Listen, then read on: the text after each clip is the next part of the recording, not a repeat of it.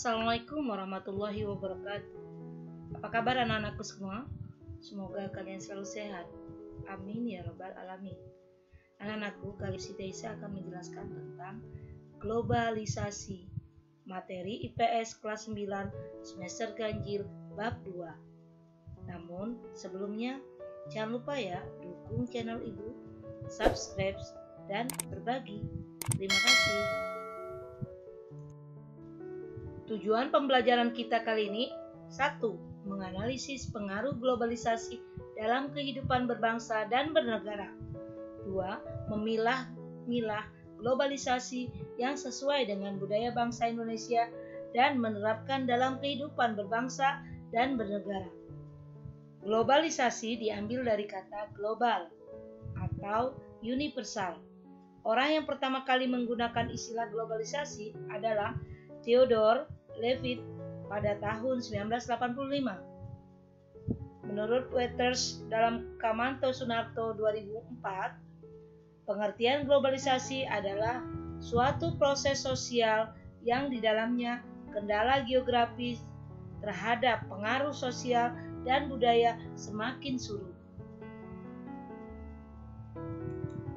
Untuk mempermudah mengingat, globalisasi dapat diartikan secara singkat sebagai proses perubahan sosial pada skala lintas batas. Globalisasi mengacu pada suatu kondisi perubahan sosial di mana negara, wilayah, dan masyarakat saling berkoneksi satu sama lain, baik itu dalam bidang ekonomi, politik, sosial budaya, iptek, dan lain sebagainya. Ada 5 bentuk-bentuk globalisasi, antara lain: 1. Globalisasi bidang budaya. Globalisasi dalam bidang budaya memberikan manfaat, misalnya memperkaya budaya bangsa. Namun di sisi lain, memberikan ancaman terhadap keberadaan budaya lokal bangsa. Kedua, globalisasi bidang komunikasi. Komunikasi merupakan proses penyampaian pesan atau informasi dari satu pihak ke pihak lain. Globalisasi dalam bidang komunikasi dapat dilihat dari kemajuan teknologi dan komunikasi.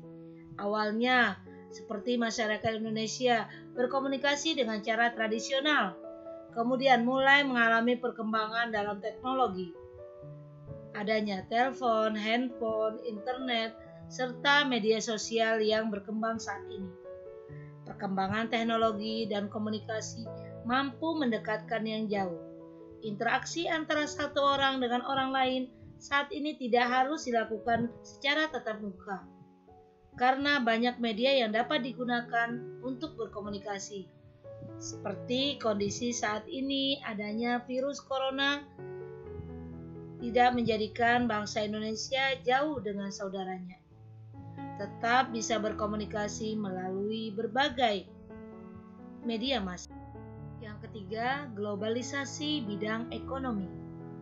Dalam globalisasi ekonomi, berbagai negara di dunia menjadi pasar yang satu dan semakin terintegrasi tanpa mengenal batasan atau kewilayahan antar negara. Globalisasi ekonomi memang berkaitan erat dengan perdagangan bebas atau free trade. Perdagangan bebas adalah sistem perdagangan yang makin luas dan menghilangkan hambatan-hambatan tidak lancarnya perdagangan internasional. Yang keempat, globalisasi bidang iptek. Pesatnya perkembangan ilmu pengetahuan dan teknologi mendorong semakin cepatnya globalisasi. Ilmu pengetahuan dan teknologi atau iptek merupakan kekuatan utama dalam meningkatkan kesejahteraan yang berkelanjutan dan peradaban suatu bangsa. Ilmu pengetahuan merupakan upaya mencari pengetahuan yang dapat diuji dan diandalkan, serta dilakukan secara sistematis menurut tahapan yang teratur dan berdasarkan prosedur tertentu. Sementara teknologi merupakan seluruh perangkat, ide, metode, teknik, atau benda-benda material yang digunakan untuk memenuhi kebutuhan manusia. Jadi pada dasarnya ilmu pengetahuan merupakan teori yang merumuskan secara tetap, sementara teknologi adalah praktek atau ilmu terapan dari teori yang berasal dari ilmu pengetahuan. 5. Globalisasi bidang transportasi. Transportasi adalah perpindahan barang atau manusia dari tempat satu ke tempat yang lain. Peranan transportasi sangat penting dalam suatu negara. Produsen, distributor, ataupun konsumen membutuhkan transportasi dalam melakukan aktivitasnya. Setelah berlangsungnya industrialisasi, bermuncullah berbagai penemuan baru, inovasi, dan pembaruan terhadap berbagai alat transportasi. Batas-batas wilayah dunia semakin tidak tampak lagi dengan kecanggihan alat transportasi. Globalisasi mempunyai banyak manfaat dan pengaruh bagi masyarakat di dunia.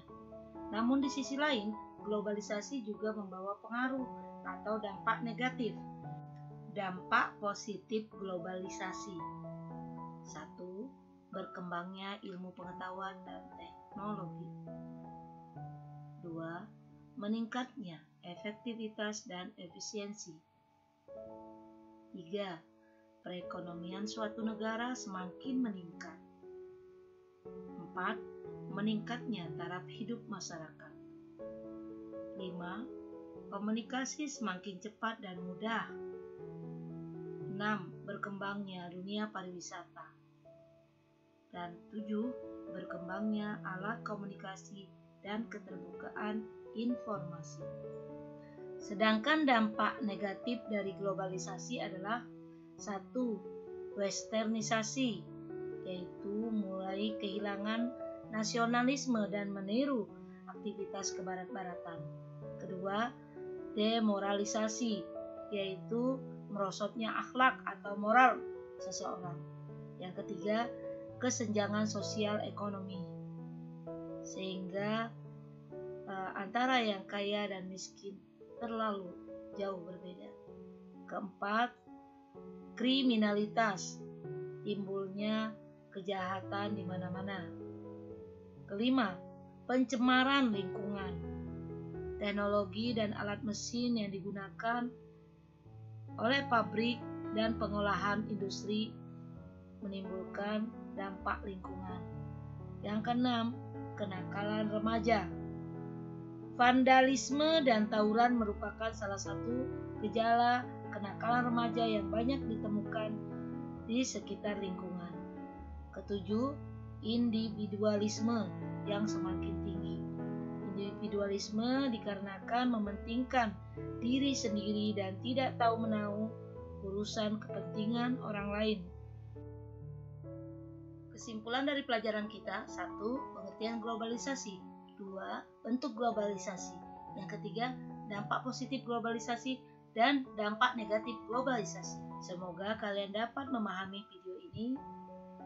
Harapan Ibu, kalian semangat belajar dan jagalah kesehatan, selalu mencuci tangan, serta gunakan masker jika keluar rumah. Terima kasih atas perhatiannya. Sampai jumpa pada video Ibu berikutnya. Wassalamualaikum warahmatullahi wabarakatuh.